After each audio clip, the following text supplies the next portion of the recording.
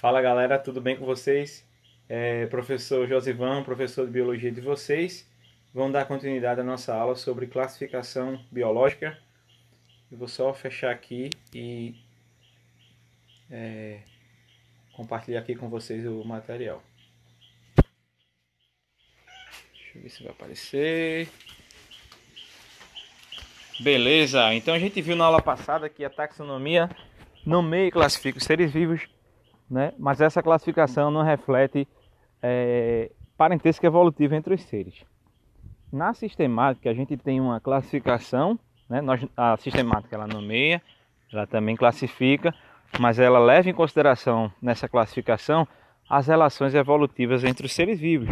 E para isso ela se vale de vários tipos de informações, não só caracteres externos, mas também caracteres moleculares. Então, ela observa desenvolvimento embrionário, bioquímica, anatomia, fisiologia, ou seja, é uma série de dados que se usa para poder classificar os seres. Então não é classificação simples, né? Então vamos lá. Já que a sistemática leva em consideração a relação de parentesco evolutivo entre os seres, vamos fazer observar aqui um pouco a sistemática e a evolução. Vamos lá. Espécies que hoje compartilham aspectos semelhantes provavelmente os herdaram de um ancestral comum. E nós podemos observar isso no que nós chamamos de homologias evolutivas, né? Então, as homologias evolutivas elas podem ser observadas, por exemplo, pelos órgãos homólogos. Então, o que são órgãos homólogos? São aqueles órgãos que possuem a mesma origem embrionária, mas que são diferentes na sua estrutura final e função. Mas eles possuem um plano básico comum durante o desenvolvimento embrionário.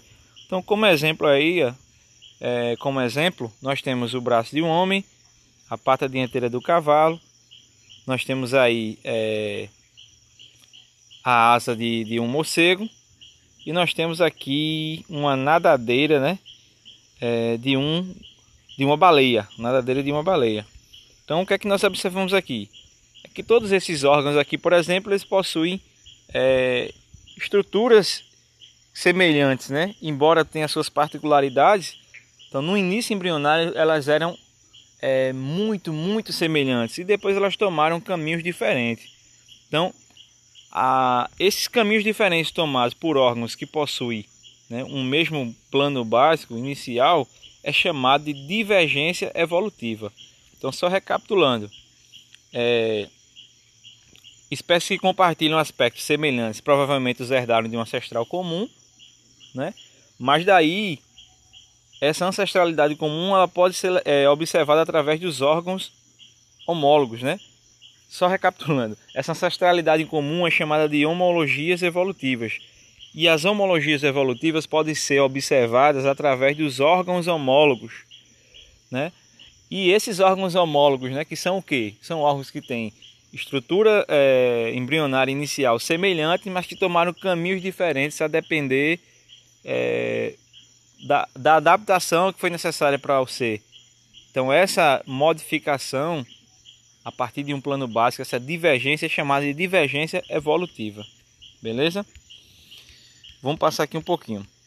Ainda na sistemática e evolução, mas é o seguinte, gente, nem sempre essa presença de estruturas semelhantes, né, em espécies distintas significa ancestralidade em comum. É o que nós chamamos de analogias evolutivas. E isso pode ser observado nos órgãos análogos. Então nós temos aqui a asa de um inseto e a asa de uma ave. Essas estruturas elas não têm uma mesma origem embrionária. Elas não partem de um mesmo plano embriológico comum, mas elas acabam servindo para uma mesma função, que é o voo, certo? Então, quando essas estruturas semelhantes elas não descendem de uma origem comum, né, de um plano embriológico comum, então nós dizemos que essas estruturas são analogias evolutivas, né? Nós dizemos que aqui ocorreu uma analogia evolutiva. E as estruturas onde a gente pode observar isso são os órgãos análogos, como o caso que a gente acabou de ver aqui. Esses dois tipos de asas são exemplos de órgãos análogos, ok? Beleza. Sim, e só para fechar, né?